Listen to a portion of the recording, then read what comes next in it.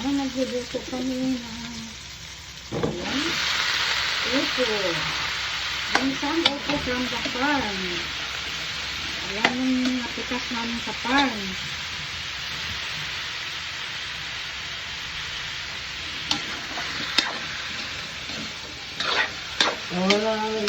Ayan, dyan.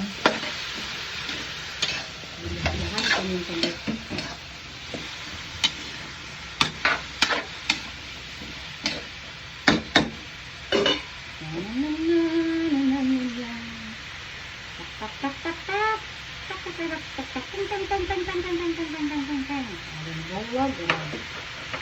Ayan. Ayan, sabi ni Balagara. Ito yung food ni Haro.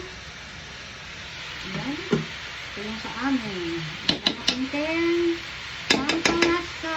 Para sa mga agos. Ayan. Ayan. Pwede ka yung anak. Harap na. Dito, di ka tagal ng anak. Lamang uli. Tang.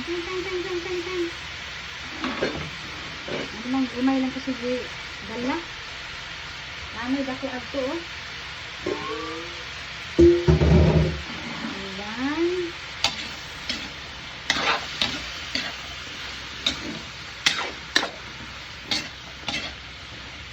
Nangamoy.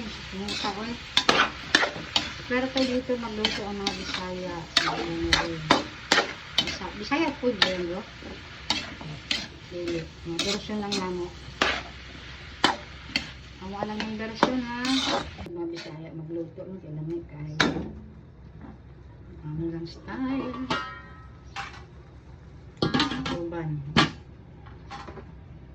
Ito tama.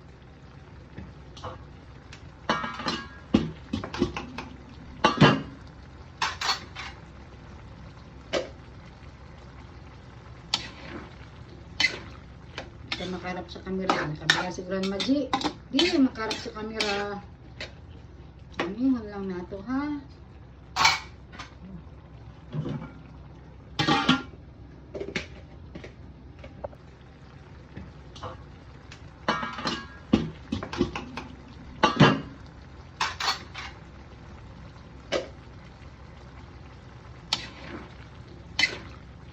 Makarap sa camera. Nakabaya si Grandma G.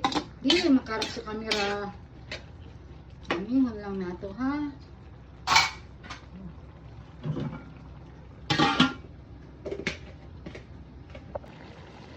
Tanganog ka lunggay.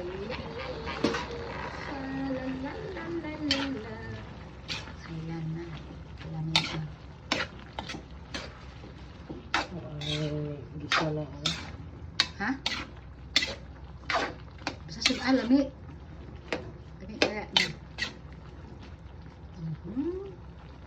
Ayan po ang aming lutuin. Maraming po salamat. Finish na po yan. Nakapang ano po ako, ha? Nakapang ganyan.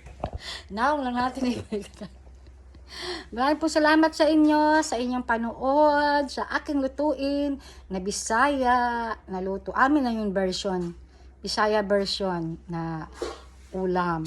So, try nyo po. Masarap po iyan. Nakita nyo na po sa umpisa ko ano po yung mga lahok doon na aming ginawa.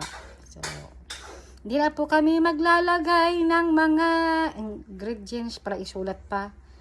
Actual na po yun at matutunan nyo na po. Very easy lang po. Maraming salamat sa inyo. Ito si Grandma G, ang inyong lingkod.